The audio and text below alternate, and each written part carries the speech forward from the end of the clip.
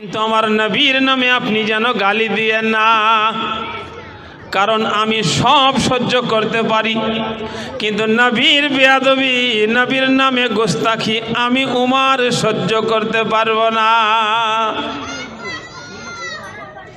তো খাত্তাব বলেছিল যে বেটারে, আমি যদি তোর নবীকে গালি দিই তুই আমার কি করে নিবি, কি করবি? উমর ফারুক রাদিয়াল্লাহু তাআলা আনহু বলে আব্বা গো, আমি সারা জগতের সমস্ত অন্যায় বরদাস্ত করতে পারবো, কিন্তু আমার নবীর নামে যদি কেউ অন্যায় বলে, কেউ গালি দেয়, আমি উমর সহ্য করতে পারবো না। খাত্তাব দ্বিতীয়বার গালি দিয়েছিল। উমর ফারুক বলেন আব্বা, আমার দেহের মধ্যে রক্ত যেন ফুটতে আরম্ভ করে দিয়েছে, আপনি এই কথাটা যেন আর তৃতীয়বার প্রকাশ করিয়েন না, বলিয়েন না, কারণ আপনি যদি তৃতীয়বার বলে দেন আমি আর বরদাস্ত করব না, আপনাকে আমি দ্বিতীয়বার পিতা হিসাবে ক্ষমা করে দিলাম। তোমার যা কোনো বাপ কি যা মা চায় যে বেটার জন্য আমি সব বানিয়েছি আর সেই বেটা আমার গলায় ছুরি চালাবে, এটা কোনো বাপ ভাবতে পারে না। তৃতীয়বার যখন গালি দিয়েছিল খাত্তাব, ওমর ফারুক রাদিয়াল্লাহু তাআলা আনহু তলোয়ার বের করলেন, বিসমিল্লাহি আল্লাহু আকবার বলে বাপের গলায় চালিয়ে দিয়েছিলেন। বলুন সুবহানাল্লাহ। বাপের গলায় যখন তলোয়ার চালিয়ে দিলেন, মাথাটা ধর থেকে যখন আলাদা হয়ে গেল, বাপের মাথার চুল গলা ধরে নিয়ে রাস্তা দিয়ে চলে যাচ্ছেন ব্যাগের নেই ঝুলাতে ঝুলাতে। ওমর ফারুক সেই মুহূর্তে মক্কার একজন বীর ছিলেন, মক্কার ছিলেন ডন। ওমর ফারুকের সামনে কেউ দাঁড়িয়ে ছিল না। আমার রাসূলুল্লাহর মজলিসে গিয়ে হাজির হলেন, সালাম জানাচ্ছেন, আসসালামু আলাইকা ইয়া রাসূলুল্লাহ। নবী গো, আমি আপনার জন্য একখানা মুহাব্বতের তোহফা এনেছি, ভালোবাসার তোহফা এনেছি। নবী গো, আপনি আমার তোহফা খানা কবুল করে নেন। ওমর ফারুক রাদিয়াল্লাহু তাআলা আনহুর দিকে তাকিয়ে আমার রাসূল বলেন, ওমর, এই মাথাটা তো আমি দেখে চিনতে পারলাম এটা তোমার বাপের মাথা, কোথায় পেলে? ওমর ফারুক বলেন, ইয়া রাসূলুল্লাহ, কসম খোদার, আমি নিজ হাতে কতল করেছি, আমি নিজ হাতে কতল করে দিয়েছি। আমার বিশ্বনবী বলেন, ইয়া রাসূলুল্লাহ, বিশ্বনবী বলেন, উমর রে, তুমি কেমন বেটা, তোমার কি হাত কাঁপলো না? তোমার কি বিবেক বাধা দিল না? তুমি কেমন করে পারলে ছুরি চালাতে? ওমর ফারুক বলেছিলেন, ইয়া রাসূলুল্লাহ, একদিকে আমার পিতা, একদিকে আমার বাপ, অপর দিকে আমার বাপ একজন গুস্তাখের রাসূল, আমার রাসূলের নামে অন্যায় বলেছে। আর আপনার পবিত্র জবানে শুনেছি কোন মানুষ ততক্ষণ পর্যন্ত পূর্ণ ঈমানওয়ালা হতে পারবে না যতক্ষণ পর্যন্ত আল্লাহর নবী সাল্লাল্লাহু আলাইহি সাল্লামকে বাপ চাইতে ভালো না বাসবে, মা চাইতে ভালো না বাসবে, সম্পদ অপেক্ষা ভালো না বাসবে, সন্তান অপেক্ষা ভালো না বাসবে, ততক্ষণ কোন মানুষ পূর্ণ ঈমানওয়ালা হতে পারবে না। ইয়া রাসূলুল্লাহ, ইয়া হাবিবাল্লাহ, যে নবীকে পিতা চাইতে বেশি ভালোবাসে আর সেই পিতা যদি নবীর নামে অন্যায় বলে, ইয়া রাসূলুল্লাহ, আমি কেমন করে সহ্য করতে পারি? ইয়া রাসূলুল্লাহ, তাই আমি ভালোবাসার পরীক্ষা দিলাম। আর আমরাও ভালোবাসি নবীকে, বাসি কি বাসি না গো? অতটা ভালোবাসি না। যতটা বিবিকে ভালোবাসে নবীকে অতটা ভালোবাসতে পারেনি, যতটা সন্তানকে ভালোবাসে নবীকে অতটা ভালোবাসতে পারেনি, যতটা সম্পদকে ভালোবাসে। মুআজ্জাজ সামিনে কেরাম, আল্লাহর নবী মুহাম্মদুর রাসূলুল্লাহ সাল্লাল্লাহু আলাইহি সাল্লাম ইরশাদ করেছেন, আমি নবী, আল্লাহ তাবারক তাআলা যুগে যুগে যুগে যুগে নবী এবং রাসূল পাঠিয়েছেন মানুষকে সুপথ দেখানোর জন্য, মানুষকে আল্লাহর নৈকট্য হাসিল করানোর জন্য। আল্লাহ যুগে যুগে পয়গম্বর, যুগে যুগে রাসূল পাঠিয়েছেন যাতে মানুষ পথ হারা মানুষ পথ পায়, পথ ভোলা মানুষ পথ পায়, ইমান হারা মানুষ ইমান আনে। তো মুআজ্জাজ সামিনে কেরাম, দয়ার নবী মুস্তাফা সাল্লাল্লাহু তাআলা আলাইহি সাল্লাম ইরশাদ করেছেন যে মিশর শহরে আল্লাহ তাবারক তাআলা এমনই একজন পয়গম্বরকে পাঠিয়েছিলেন যিনার নাম হলো হযরতে মূসা কালিমুল্লাহ। তিনার নাম হলো হযরতে মূসা, তেনার লাকাব হলো কালিমুল্লাহ, আল্লাহর সঙ্গে কথা বলনেওয়ালা। তো মুআজ্জাজ সামিনে কেরাম, আজ আমরা সবার সঙ্গে কথা বলতে পারি, কিন্তু আল্লাহর সঙ্গে আমরা কথা কেউ বলতে পারিনি আর পারবো না। তো নবী মূসা কালিমুল্লাহ আলাইহি সালাতু সালাম তিনি যখন মিশর শহরে আসলেন বনি ইসরাইল কওমের মধ্যে, তো মূসা কালিমুল্লাহ আলাইহি সালাতু সালাম অনেক মানুষকে হিদায়াত করেছিলেন, আল্লাহর পথে এনেছিলেন।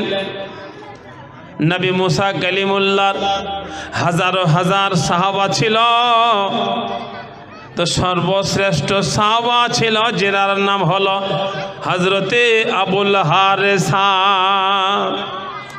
যেমন আমার নবীর অগণন সাহাবা, কিন্তু নবী আমার বলেছেন আমার সর্বশ্রেষ্ঠ সাহাবা হলো আবু বকর সিদ্দিক রাদিয়াল্লাহু তাআলা আনহু। তো আবুল হারেসা রাদিয়াল্লাহু তাআলা আনহু নবী মূসাকে বড় ভালোবাসতেন, এত ভালোবাসতেন, এত ভালোবাসতেন, বিবি বাচ্চা ঘর দুয়ার সংসার ত্যাগ করে আল্লাহর নবী মূসা কালিমুল্লাহর বাড়িতেই থেকে যেতেন, বাড়ি ঘর তিনি যেতেন না।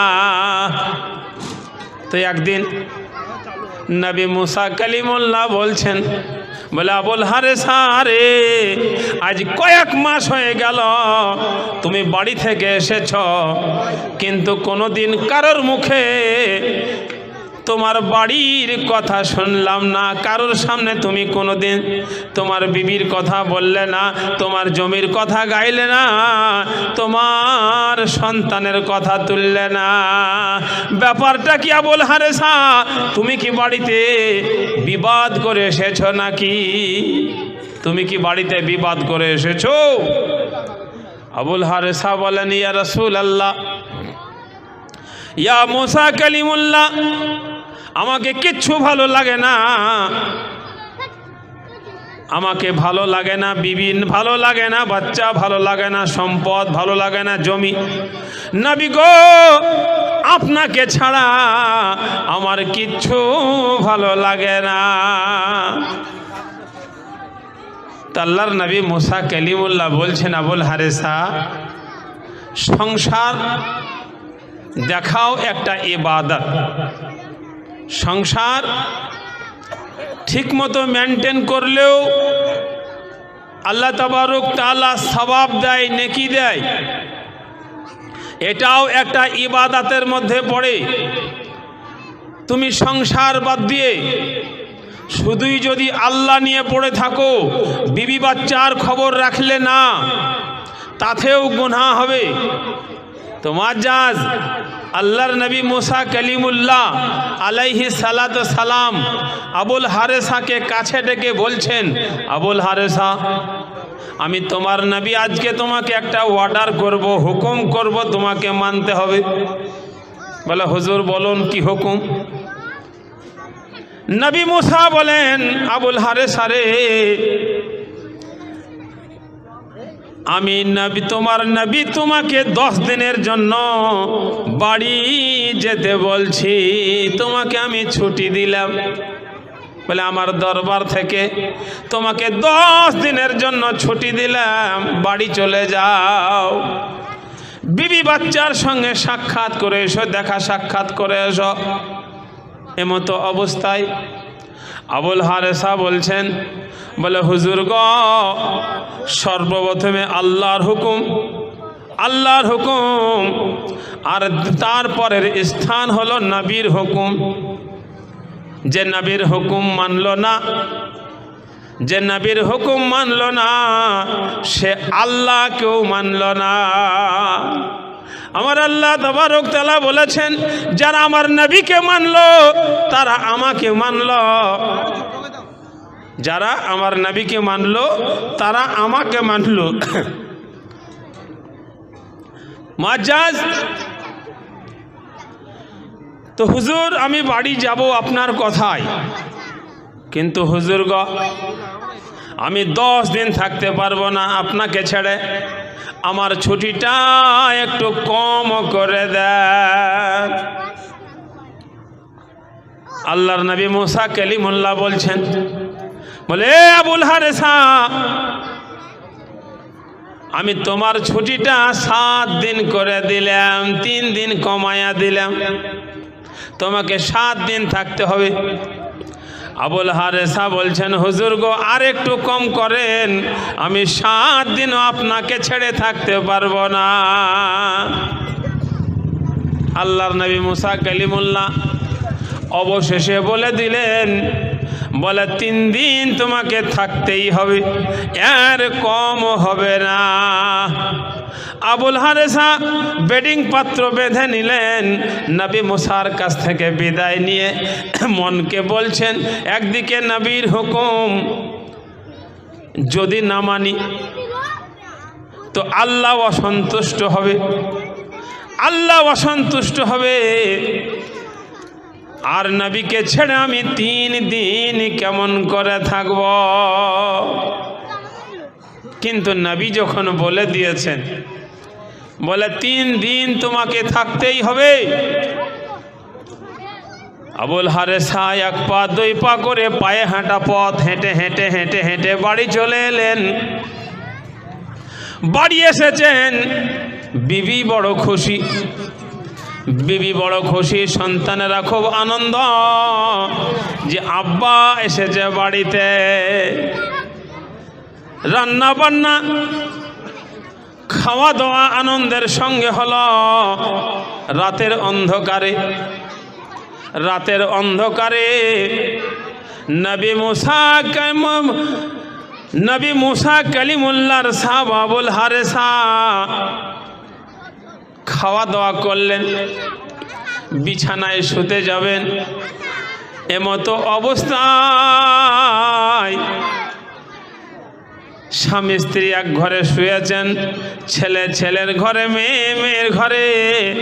এমতো অবস্থায় আবুল হারেসা যেন বিবির সঙ্গে ভালো করে কথা বলছেন না, চুপচাপ আছেন, ইকট উকট করছেন, উহ আহ করছেন।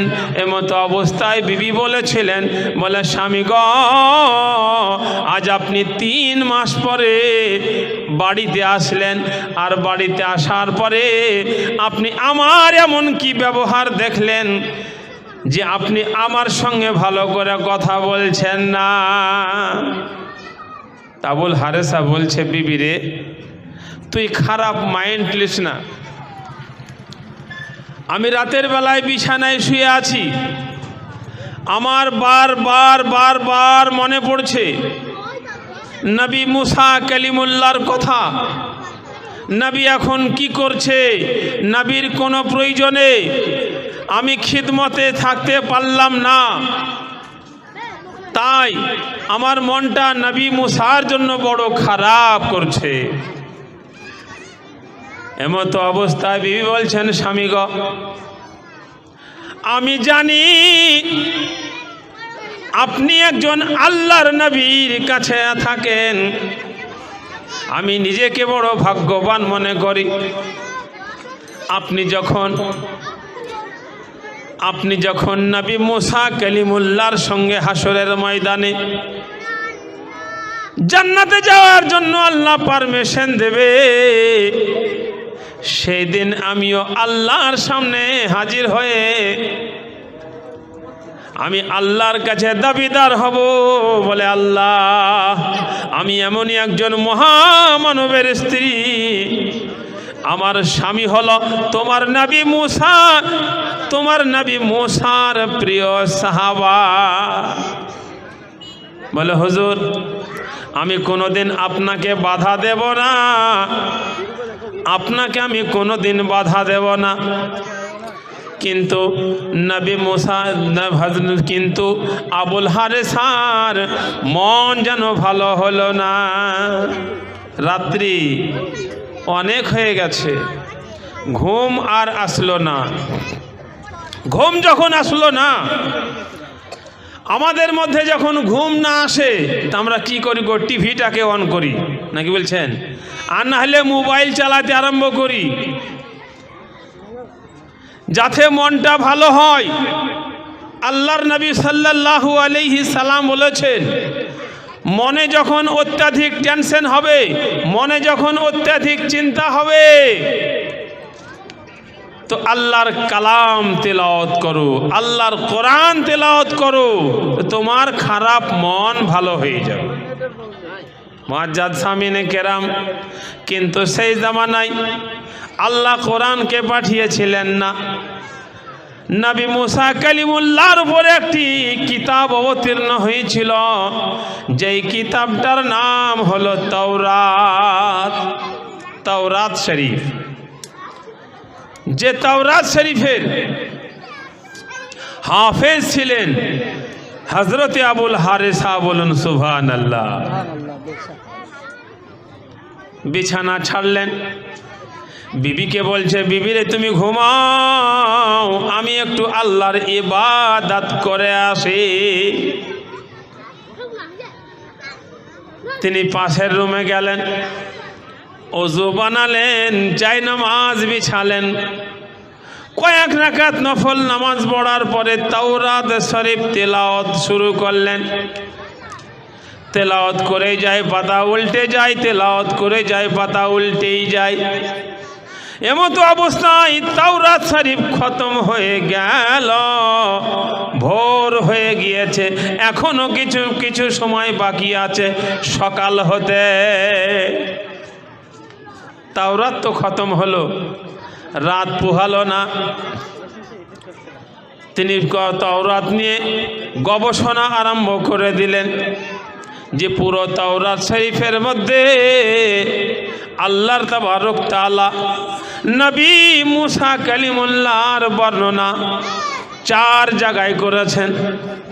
4 জায়গায় আল্লাহ তাবারক তাআলা নবী মুসা কালিমুল্লাহর বর্ণনা করেছেন, মাত্র 4 জায়গায়। আর আমার নবী মুসা কালিমুল্লাহর নাম একবার দরুদ শরীফ পড়ি, আল্লাহুম্মা সাল্লি আলা সাইয়্যিদিনা মাওলানা মুহাম্মদ। একটু পরে ফোন করে, জলসায় আছে। সাইয়্যিদিনা মাওলানা মুহাম্মদ সাল্লাল্লাহু আলা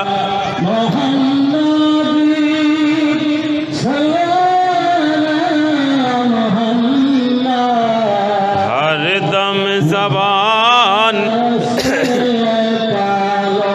पाक नामे मोहम्मद, हर दम जबान शफीना मोहम्मद सल्लल्लाहु अलैहि सलाम। আবুল হারেসা বর্ণনা করছেন, মাত্র 4 জায়গায় আমার নবী মুসা কালিমুল্লাহর নাম বর্ণনা করেছেন, প্রশংসা করেছেন। কিন্তু পুরো তাওরাতের মধ্যে মহান আল্লাহ তাবারক তাআলা আমার নবী মুহাম্মদুর রাসূলুল্লাহ সাল্লাল্লাহু আলাইহি সাল্লামের নাম 400 জায়গায় বর্ণনা করেছেন। বলুন সুবহানাল্লাহ। সুবহানাল্লাহ। বেশক 400 জায়গায় নবীর নাম বর্ণনা করেছেন।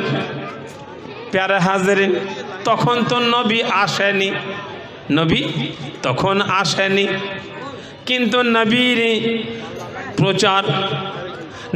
প্রচার হয়েছে। প্যারা হাজরিন, নবীর প্রচার নবী মুসা কালিমুল্লাহ করেছেন, নবীর প্রচার আদম সফিউল্লাহ করেছেন, নবীর প্রচার নূহ নাজিহুল্লাহ করেছেন। 1,24,000 মতান্তরে 2,24,000 পয়গম্বর আমার নবীর প্রচার করেছেন। যে দুনিয়ার বুকে এমনই একজন মহামানব আসবে যিনার নাম হবে মুহাম্মদুর রাসূলুল্লাহ সাল্লাল্লাহু আলাইহি সাল্লাম। তোমার যা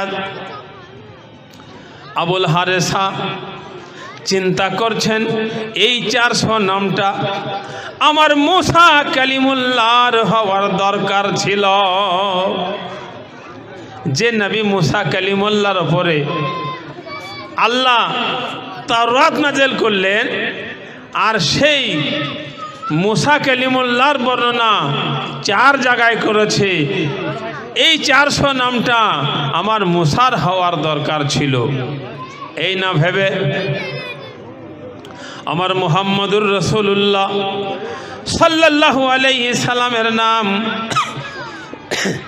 কলম দিয়ে বাবা একটা করে কাটতে আরম্ভ করেছিল। তাওরাত কিতাব থেকে আমার মুহাম্মদুর রাসূলুল্লাহর নাম একটা করে 397টা নাম কেটে দিয়েছিল। মহান আল্লাহ তাবারক তাআলা বলেন, আমার বান্দা অন্যায় করে, আমার বান্দা নামাজ পড়ে না, আমার বান্দা রোজা রাখে না, আমার বান্দা যাকাত দেয় না, আমার বান্দা অন্যায়ের উপর অন্যায় করে, আমি আল্লাহ নীরব থাকি, আমি আমার বান্দার প্রতিবাদ করি না।